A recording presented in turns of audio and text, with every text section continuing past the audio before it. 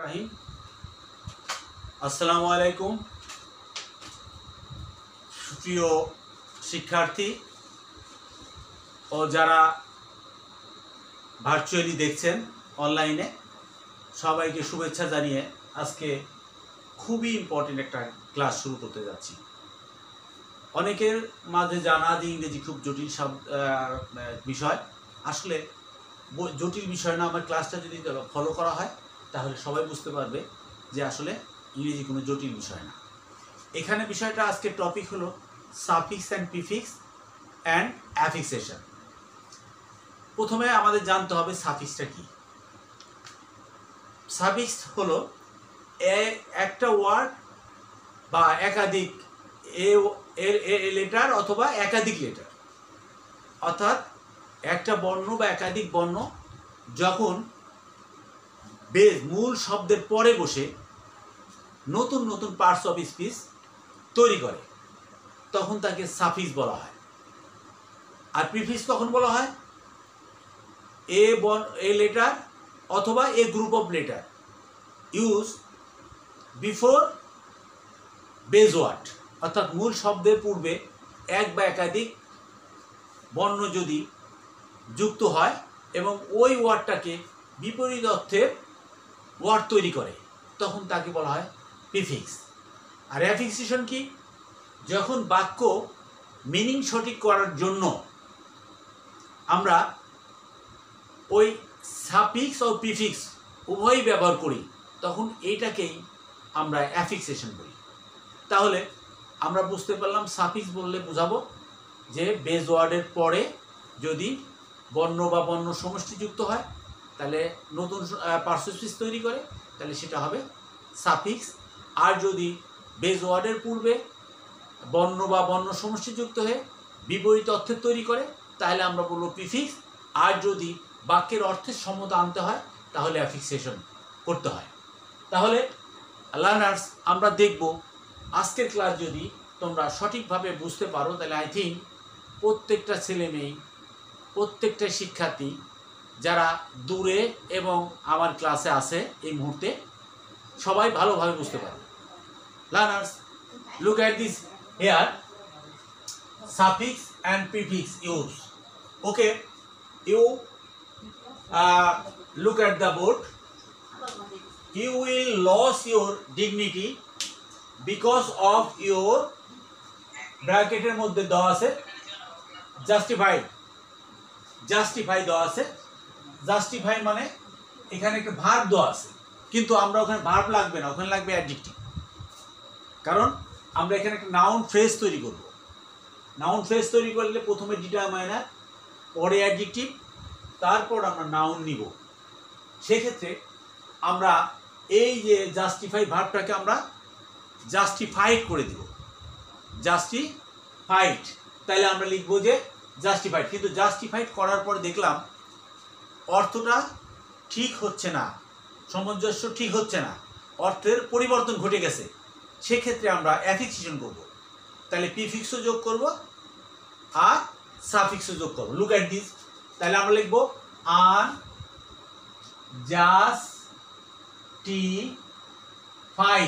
FIED।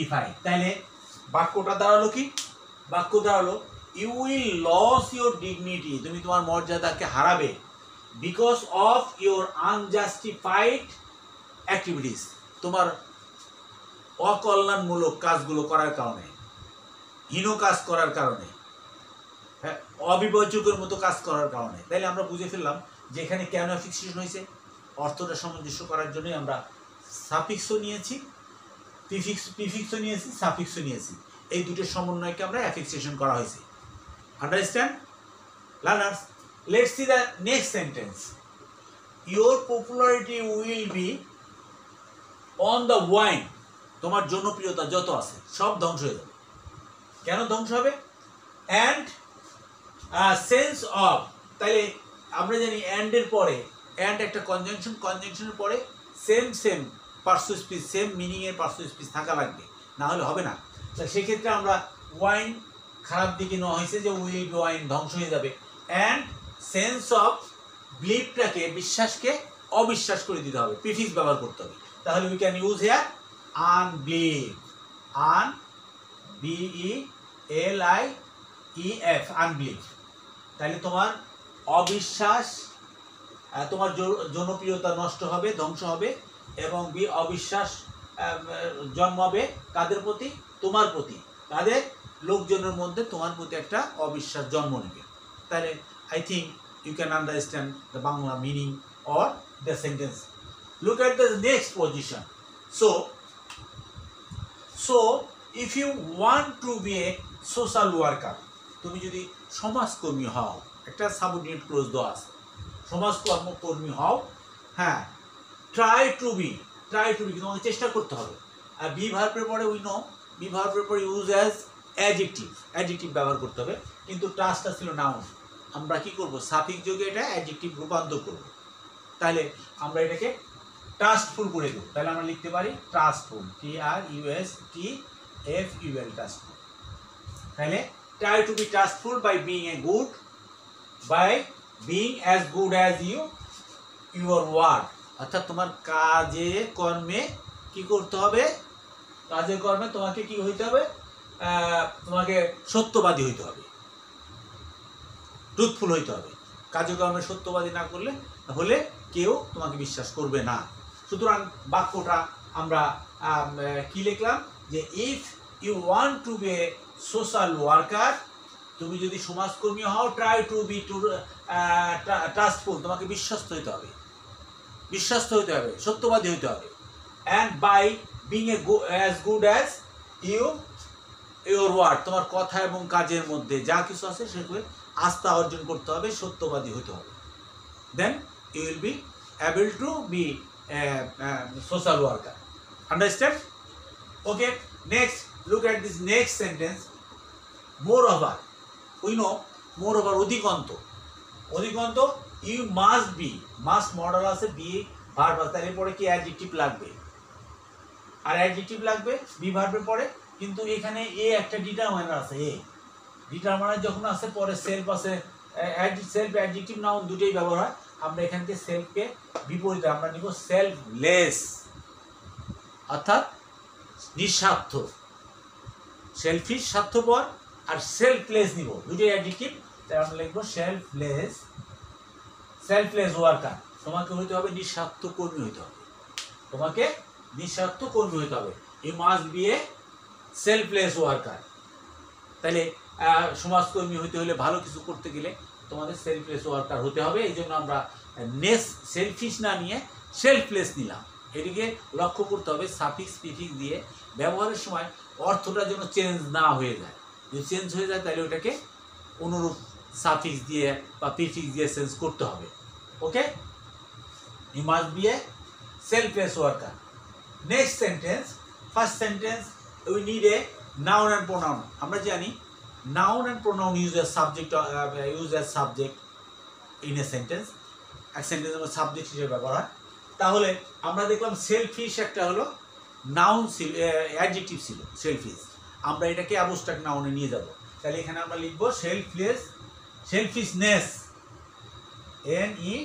NESS, selfishness. তাহলে এখানে আমরা লিখব selfishness is one of the demerit. ম্যারিডের বিপরীত শব্দ ডিমেরিট, অর্থাৎ ক্ষতিকর, ক্ষতির সাইড। মেরিট মানে উপকার, আর ডিমেরিট মানে অপকার। তাহলে কি হবে? ডিমেরিট, যে one of the demerit of your character. তাহলে তোমার চরিত্রের একটা খারাপ দিক, অপোজিট দিক, যে দিকটা কেউ পছন্দ করে না। ডিমেরিট অফ ইউর ক্যারেক্টার, তোমার ক্যারেক্টারের ক্ষতি হবে, ক্ষতিগ্রস্ত হবে। তাহলে আমরা এখানে ব্যবহার করলাম selfishness is one of the demerit of your character. স্বার্থপরতা তোমার চরিত্রের জন্য একটা খারাপ দিক। Okay, learners and viewers, look at this next sentence of this passage.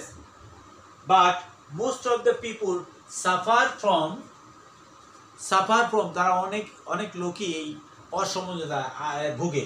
এখানে এস আছে, এর শব্দের অর্থ হলো আরামদায়ক, আরাম, কিন্তু আরাম তো মানে বিরাম, অর্থাৎ ভোগে যেটা সেটা হলো বিপরীত মিনিং, অর্থাৎ মিনিংটা হইতে হবে যে খারাপ মিনিং। তাইলে আমরা এখানে আন ব্যবহার করে দেবো, আন এস, আনএডস মানে অসুবিধা বা আরামের বিপরীত, অসুবিধা, অসন্তুষ্টি। তাহলে আমরা লিখবো most of the people suffer from unease, অসুবিধায় ভোগে বা ঝামেলায় ভোগে, অশান্তিতে ভোগে, এরকম কথা হলে আনএজ আমরা we can use unease. So viewers, let's the next sentence. It is a subject. We have to need the next verb. There is a adjective bitter, তিক্ত। আমাদের বিটাকে কি করতে হবে, এই শব্দটাকে ভার্বটাকে মানে অ্যাডজেক্টিভটাকে ভার্বে রূপান্তর করতে হবে।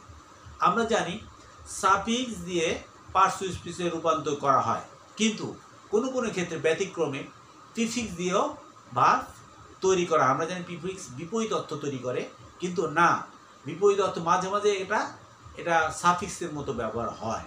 সুতরাং এখানে আমরা এই যে আমরা এই বিটারকে আমরা যদি ভার্ব করতে যাই, একটা ইম্পর্টেন্ট শব্দ হলো বিটার, তার সাথে অ্যাডজেক্টিভ, তার সাথে এম বেটার, এম বেটার লিখতে পারি আমরা। তাহলে আমরা লিখতে পারি MBITTER, বেটার। এখানে সাবজেক্ট ছিল থার্ড পারসন, সুতরাং আমাদের একটা অ্যাফিক্সেশন করতে হবে, অর্থাৎ আগে নিচে প্রিফিক্স পরে সাফিক্স দিতে হবে, তাহলে ভার্ব ঠিক হবে না। তাহলে এই জন্য এমবেটার্স লিখছে, এখানে একটা এজ নিতে হবে। Embetters the relationship among us. I know কেন এখানে অ্যাফিক্সেশন করা হলো, কারণ আমরা প্রিফিক্স দেওয়ার পরেও যখন দেখলাম ভার্ব হয়ে গেছে, কিন্তু ভার্ব হলেও সেন্টেন্সের টেন্স ঠিক করতেছে না। যখনই টেন্স ঠিক হচ্ছে না, তখন আমাদের আর একটা এস নিয়ে ভার্বটাকে সিঙ্গুলার নম্বরের সাথে অ্যাডজাস্ট করার জন্য অ্যাফিক্সেশন করা হলো। সাফিক্সও নেওয়া হলো, প্রিফিক্সও নেওয়া হলো, এই জন্য অ্যাফিক্সেশন করলাম। কি করলাম? এমবেটার্স রিলেশনশিপ অ্যামাং আস।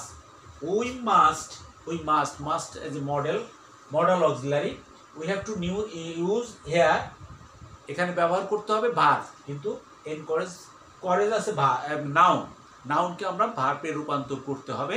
একটা প্রিফিক্স আমরা যোগ করে দেব, এনকরেজ।